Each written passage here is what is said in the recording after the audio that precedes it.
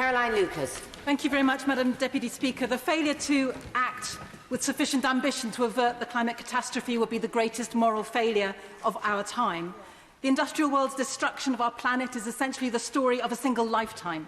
The planet brought from seeming stability to the brink of catastrophe in my lifetime. So we have to turn it around in our lifetimes too. It's the most awesome responsibility, but it is also the most amazing opportunity. When people look back at this moment, it won't be those blockading bridges or striking from school that history will judge severely. It will be those who shut their eyes and blocked their ears to the scale of the challenge. So I really welcome the fact and pay tribute to the work of Extinction Rebellion, of the youth climate strikes, because they have already made a difference. The sheer numbers of people in this chamber today are testament to that. But we need to be serious that a climate emergency isn't a matter of a few words and then we move on with business as usual. Yeah. Business as usual is climate appeasement. We need change. We need change when it comes to the kind of emergency that you might have, for example, when we face conflict or war. We have that kind of single-minded mobilisation, because at extraordinary times, extraordinary things can happen. So back in 1938, in 6 years from that point, in 1938, in that wartime moment, we reduced our use of coal by 25%.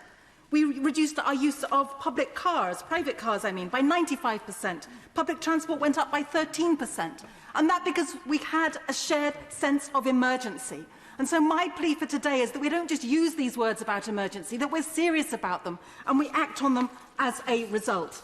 Now, you know, the other side of sometimes challenged me to say, you know, say that they've done better, you know, congratulate the government on their actions. But it's hard to do that when seriously, for example, the Secretary of State earlier refused to answer my question about aviation expansion. The bottom line is we cannot be serious about a climate emergency and continue with aviation expansion, continue with Heathrow expansion, continue with fracking. You know, this is a government that has slashed zero-carbon homes, it has shafted solar power, it has banned onshore wind, and those things are wrong and we need to call them out. But at the same time, we also need to say there is an incredibly positive agenda out there for the grasping, and a positive agenda around a Green New Deal. I'm really proud that yesterday a new Environmental Justice Commission was launched. It's going to be chaired by the Honourable Member, Right Honourable Member for Doncaster North and myself, and the former member for Thanet South. And it is going to be looking at that Green New Deal, that mass mobilisation of resources into renewable energy and energy efficiency, getting transport right, getting agriculture right. And we can do this in a way that workers drive it, that this just transition makes sure that no one loses out, and indeed that there is a positive story, that we can have a better life for all. But right now, the statistics are grim. We are one of the most nature-depleted countries on earth. 59 scientists last year said that we've lost 60% of the population of mammals, birds and fish and reptiles in my lifetime. That has to change. Maggie True.